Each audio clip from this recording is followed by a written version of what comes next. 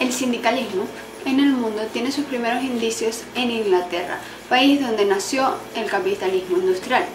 donde el movimiento sindical toma verdadero empuje. Una referencia, quizás la primera, es la lucha por la rebaja de la jornada de trabajo por parte de los hilanderos de Nottingham en el año 1825. Para ya el año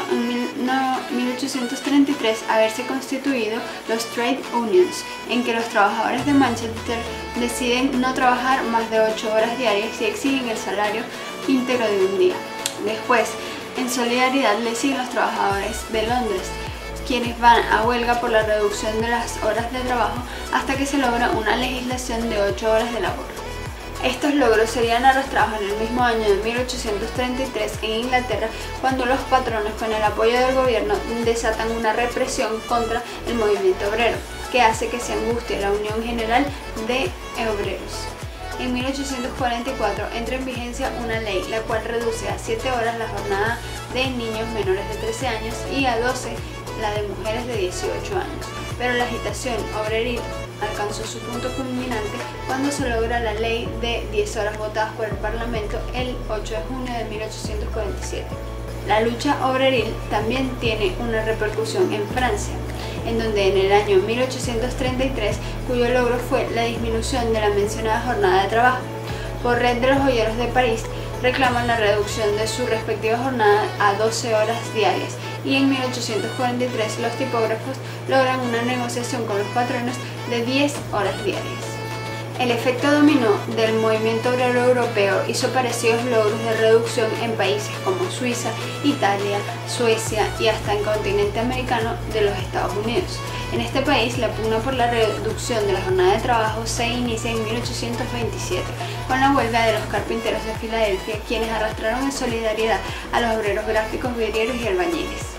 Los empleados federales y los obreros de arsenales obtuvieron en 1840 la jornada de 10 horas. En Massachusetts y Connecticut se adoptó en 1842 leyes que prohibían el trabajo de los niños por más de 10 horas de trabajo. En 1873, una crisis económica hace su entrada en la economía norteamericana. Los obreros, como siempre, cargan el peso para superarla, lo que genera las revueltas de Tompkins Square en Nueva York en el año de 1874. 3 años después se presencia la huelga de mineros y los ferrocarriles en 1877. Luego vendrá la influencia anarquista y socialista en la organización sindical norteamericana, lo que puso con sangre que el Congreso votara en el año 1868 la ley de Ingersoll, que legalizaba la jornada de trabajo de 8 horas. La fiebre revolucionaria ardía en gran parte de los trabajadores norteamericanos, lo que hace posible que en 1881 se constituya en Pittsburgh la Federación de Trade Unions, que poco después se convertiría en la Federación Americana de Trabajo, o AFL, lo cual sería la ruta para el acontecimiento histórico del 1 de mayo, que tuvo como antecedentes los sucesos de Midway, su detonación con el despido de 2.000 obreros en la fábrica de Cyrus Marconex y la consiguiente matanza por la parte de la policía, que pide horca para la mayoría de indiciados pero no culpables en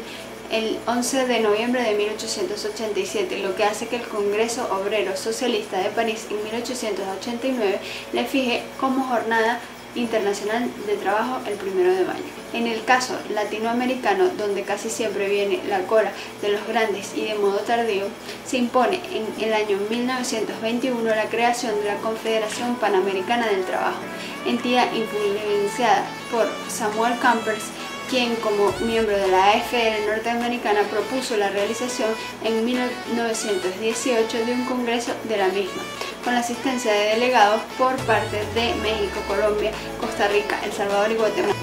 En esa lucha y división del movimiento obrero aparece en 1938 la Confederación de Trabajadores de América Latina, o CTAL. La lucha ideológica con los norteamericanos y los rusos también influye en el movimiento sindical latinoamericano, por lo que el sindicalismo latinoamericano queda dividido entre la ORIT y la CLASC. En Venezuela, la historia sindical empieza cuando la industria textil, telegrafistas, la construcción, junto con gremios de zapateros, sastres, carpinteros, ebanistas, impresores, peluqueros y cantineros, serían los pioneros para la organización sindical.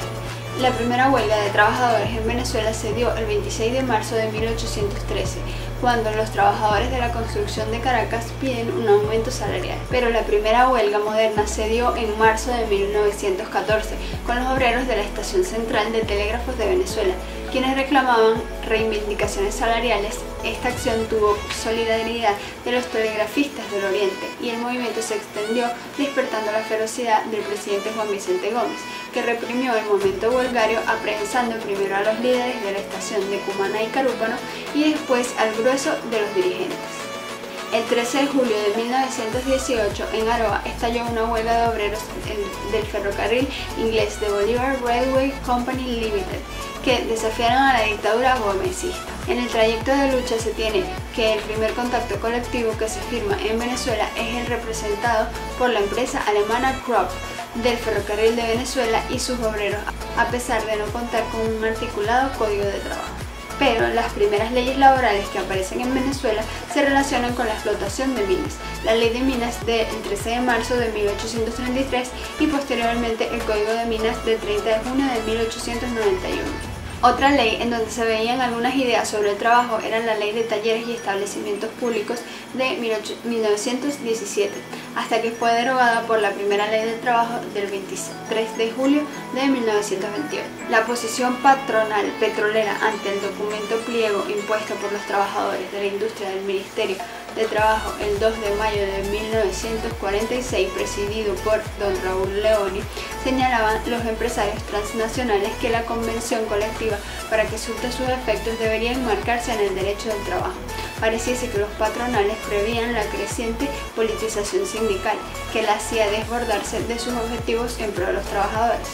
También apuntaban que el contrato colectivo debía señalar las demandas equitativas, justas y equilibradas, a fin de evitar conflictos laborales, por lo que previo a la discusión del contrato colectivo se imponía una mesa de trabajo para demostrar que el mismo se ceñía a los principios del derecho del trabajo. De modo colateral se refería a los sindicatos debían estar legalmente constituidos y la persona o personas designadas para discutir el contrato tener la debida autorización de sus afiliados. El contrato debía ser por tiempo limitado y aunque el empleo es un derecho del trabajador, es potestad de la empresa asimilar quien se necesita en función del cargo y las competencias que el mismo exige.